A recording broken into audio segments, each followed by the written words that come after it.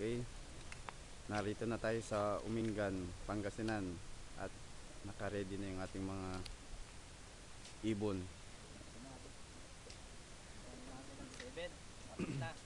Malapit ng 7.